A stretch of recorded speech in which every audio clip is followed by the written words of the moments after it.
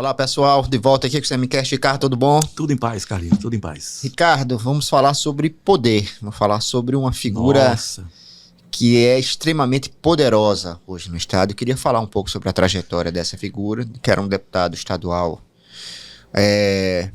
menor. Eu estou falando do Marcelo Vitor, atual presidente da Assembleia Legislativa de Alagoas. Obscuro, é uma boa palavra. Mas evoluiu, cresceu. Hoje é o deputado mais poderoso da Assembleia, presidente de fato, né?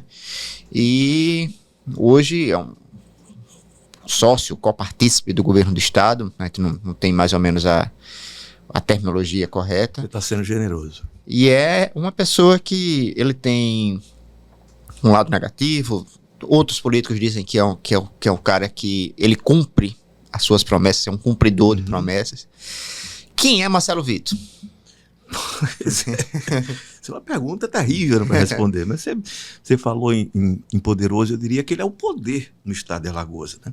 Ele tem, evidentemente, o controle da Assembleia, controle absoluto, do governo do estado também, praticamente absoluto, com influência muito grande no Tribunal de Justiça e no Ministério Público Estadual, né? Todos são amigos dele, né?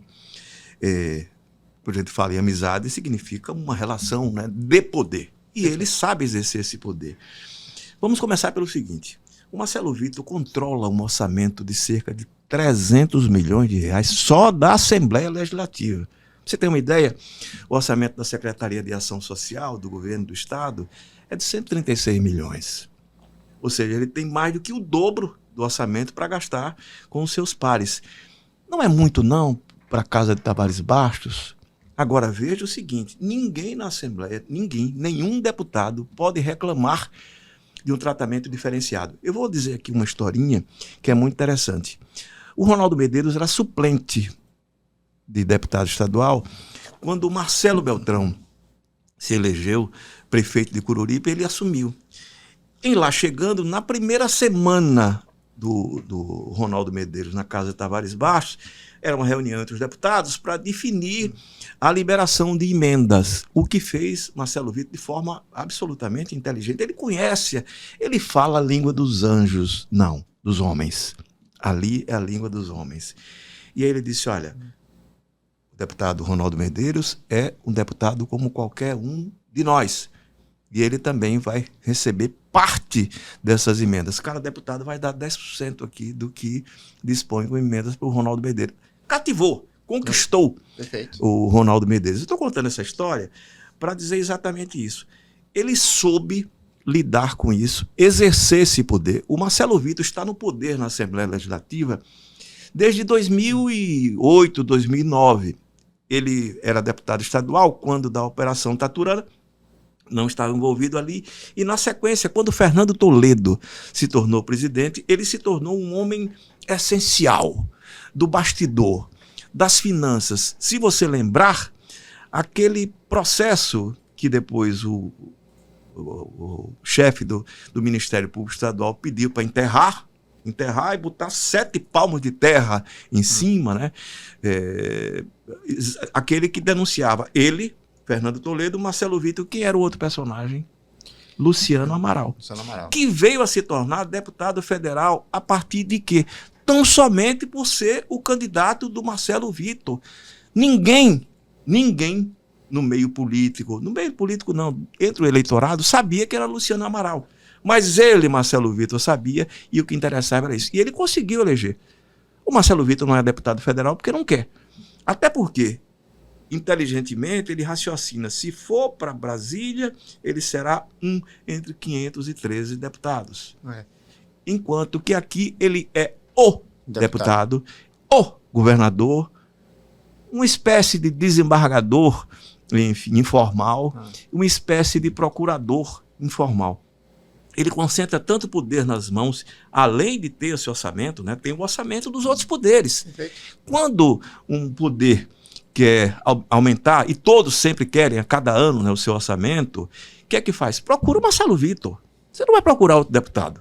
Vai procurar Silvio Camelo, líder do... Não, é tempo perdido. Você vai procurar o Marcelo Vitor, estou precisando de mais 10%. Tudo bem.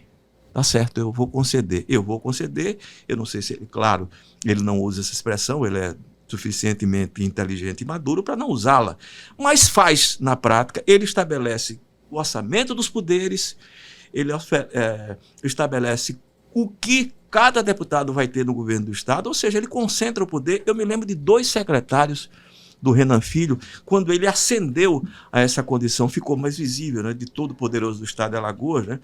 Ele fez, o governador Paulo Dantas, ele escolheu a dedo.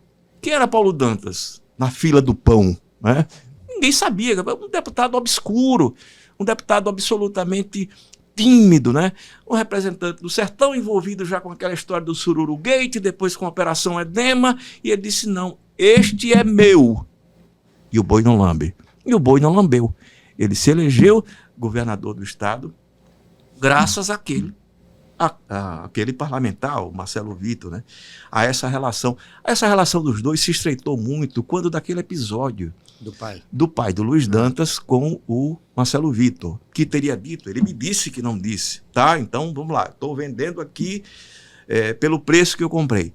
Que ele teria dito para o Luiz Dantas, se você não colocar essa matéria, era a eleição da mesa diretora para votar agora, eu mato você. Ele jura que não, disse, tudo bem, não tenho razão objetiva, né, para dizer que ele efetivamente ameaçou de morte Luiz Dantas. Mas naquele momento em que Paulo Dantas era diretor financeiro ou alguma coisa da Assembleia Legislativa, da parte ali administrativa e financeira da Assembleia, Paulo Dantas, ficou com o Marcelo Vitor. Que criou a cisânia dele com o pai. Pois é, não sei se criou. Eu acho que essas coisas nunca acontecem por um motivo só. Né? Tem uma história, que eu não sei qual é, nem vou me meter nisso, porque briga de família é uma coisa para a família resolver. E eu não me meto, nem nunca me meti nessa história. Mas, efetivamente, o que faz o Marcelo Vitor? Controla da maneira que sabe. E a maneira que sabe é dinheiro, lajã, din-din, money. Seja pelos duodécimos dos poderes, ou pelos acréscimos que se faz a cada ano, aditivos, etc. e tal, seja pela distribuição de poder entre os seus pares na Assembleia Legislativa. Cumpridor de palavra, ele é. Porque... O exemplo maior é a história da Renata Calheiros, né, conselheira. Vamos lá de novo. Quem é Renata Calheiros da fila do pão para ser conselheira do Tribunal de Contas? Tudo bem. Qualquer um pode ser conselheiro do Tribunal de Contas desde que tenha poder. Não precisa ter conhecimento, não precisa ter experiência, não precisa ter, enfim, uma trajetória que indica, olha, aquela pessoa ali, sim, vai dar tamanho ao tribunal. Porque o tribunal é absolutamente anímico, anímico no sentido de não ter alma, né? Ou não anímico, melhor dizendo. É um tribunal que existe apenas e tão somente para os conselheiros, mais nada. Alguém vai eleger um filho, um deputado, alguém vai botar um marido e por aí vai. Aquilo não existe para nada. Existe para absolutamente nada. Mas ainda assim, convenhamos, é uma prebenda, né? Uma sinecura que todo mundo quer. Casa, comida, roupa lavada. Você tem um gabinete com um emprego para você dá para quem você quiser, anos, né? Por 30 anos. Né? Pois é. No caso específico, não só dela, todos os que estão ali, né? Todos os que estão ali chegaram como? Graças à mão política do poder. O Otávio Lessa foi assim, o Fernando Toledo foi assim, puxado por Teotônio Vilela Filho. Eu me lembro que quando, da nomeação do Fernando Toledo, havia uma confusão ali no Tribunal de Justiça, ações e tal, e eu vi de um magistrado dizendo, não é importante que tenha porque querem prejudicar o TEL no futuro. E por causa disso você vai botar alguém, um advogado do TEL, Fernando Toledo, no tribunal? Assim, como se justifica os outros? Otávio Lessa era irmão do governador. Ou seja, eu estou falando especificamente do tribunal, porque é uma coisa que me incomoda, que ele custa 140 milhões de reais, né, aos cofres públicos, para absolutamente nada. Eles estão ampliando, né? Eu nunca vi um latifúndio improdutivo que os caras ainda ampliam esse latifúndio improdutivo. Fato concreto e objetivo. Marcelo Vitor aprendeu ao longo dos anos a exercer o poder. E não abre isso para ninguém. Ele só tem uma derrota. Ele fez uma promessa ao Lula de eleger o Paulão e cumpriu, né? Pois é, mas quase que saísse, porque na verdade ele elegeu o Paulão quando? Elegendo o deputado federal dele, né? Uhum. O Luciano Amaral. E por pouco o Paulão, que é um deputado do PT, né, que tem uma história dentro do PT, perde a sua vaga. E foi ali, você lembra, né? Nivaldo Albuquerque, ele, né? Os dois ali disputando a última vaga, e ele terminou entrando. Eu não sei fazer essas contas direito. Pois é, aquela de coligação ou de partido.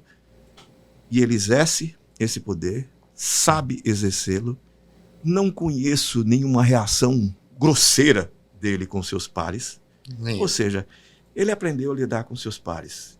E a melhor maneira de lidar com quem está no poder é garantindo que essa pessoa vai se manter no poder. E ele faz isso muito bem. A história do Renan Filho ficou muito evidente e ele escondeu isso de tal maneira, né? Eu confesso que quando me disseram, eu disse a você, né? Eu fiquei espantado, isso não é verdade. E era. E ele fez a Renata Calheiros conselheira do Tribunal de Contas. Vai ter casa, comida, roupa lavada pro resto e auxílio melhoral, né? E é interessante as pessoas, e é importante que as pessoas saibam. Os funcionários do Tribunal de Contas, aqueles que trabalham, recebem mal. Recebem como funcionário público. Os demais, aí é outra história, porque atende, né? Enfim, a desejos familiares e aliados. É isso, Ricardo. Esse foi o primeiro momento que a gente fala de Marcelo Vitor. Acho que depois a gente volta. Até mas ele é poderoso mesmo, o né? embate dele com o Arthur Lira. Eu sei que tem muita gente que tem medo dele. Medo mesmo. Eu, particularmente, ele sempre me tratou muito bem. Obviamente que ele discorda de mim, como eu discordo, mas a relação sempre foi respeitosa. Mas, assim, independentemente de qualquer coisa, eu sei que ele sabe exercer o fascínio dele da maneira que ele aprendeu a fazê-lo. Sabe, como diria São Paulo, né? Sabe lidar com dinheiro. A dica de sexta, Ricardo, eu vou trazer um tema que eu gosto muito, que é o futebol. Eu adoro futebol. E aí tem flamenguista, viu, gente? Vai fazer o quê, né? Sou flamenguista, né? Mas a fase não tá boa. Veja o sorriso no rosto de um tricolor, né? Mais ou menos.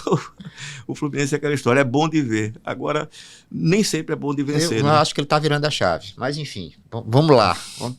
Saberemos até o final do ano. Tem uma série no Netflix, que é uma série muito interessante, que ela se chama Wrexham, que é WREXAM. Wrexham é um time galês, do País de Gales, um time antigo, um time que, com a decadência da cidade que ele faz parte, né, questão da usina de carvão, ele perdeu relevância e importância. Um time com a cidade, com a torcida enorme. Esse time foi comprado por 2 atores de Hollywood. Um deles, o Ryan Reynolds, que fez o Deadpool, um filme famoso, né? Então são atores famosos, eles não sabiam nem direito o que era o soccer em inglês, futebol, mas são amantes de esporte, compraram um time com o objetivo de tentar tirar esse time da 5ª para a 4ª divisão. Aqui no futebol inglês ele diz muito, porque as 4 primeiras divisões é que recebe o dinheiro tal, e a 5ª não. A 5ª é o ostracismo.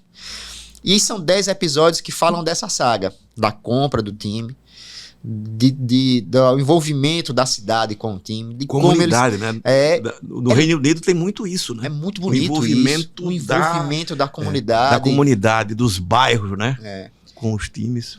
A cidade passou por um momento ruim, né, com o fechamento da usina de carvão, desemprego, então o futebol para eles é uma coisa muito importante. Isso é uma característica que em outras cidades aqui do Brasil ela tem o amor da sua cidade com o seu clube. Assim, uma série fantástica. No seu caso, o Asa de Arapiraca. No meu caso, o Asa de Arapiraca, que é uma paixão superior à do Flamengo, né? Na terra dos Marechais, um clube esportivo se destaca pelo valor de seus craques. O Asa de Arapiraca, né? Sempre Asa de Arapiraca. Então a minha dica é essa, Wrexham, uma série que tem no Netflix. A sua dica, Ricardo? Bom, a minha dica é essa aqui, Toda a Poesia, do Ferreira Goulart. Isso é uma coleção fantástica, é uma obra da Companhia das Letras, né? E está aqui a obra completa de Ferreira Goulart. O Ferreira Goulart é um poeta ímpar, né? É um sujeito que brigou com o meio mundo, né? Isso. É muito inquieto pra caramba, mas é um cara artista plástico, é um intelectual de muito porte. Aqui está, inclusive, o Poema Sujo, que é um poema icônico, né? Escrito no exílio. E é engraçado, né? O Vinícius de Moraes fez ele gravar isso numa fita, né? Para mandar para o Brasil, né? É 1976, acho, que ele fez. Ele estava exilado, né? Ele foi para o Chile, depois, enfim, para a Argentina. E ele mandou esse poema, um poema sujo, que é um poema belíssimo, longuíssimo. Já bastava para torná-lo um imortal. Ferreira Goulart, toda a poesia, vale muito a pena. Companhia das Letras. É isso, Ricardo. Obrigado mais uma vez. Obrigado a todos. Um abraço, pessoal. Um abraço.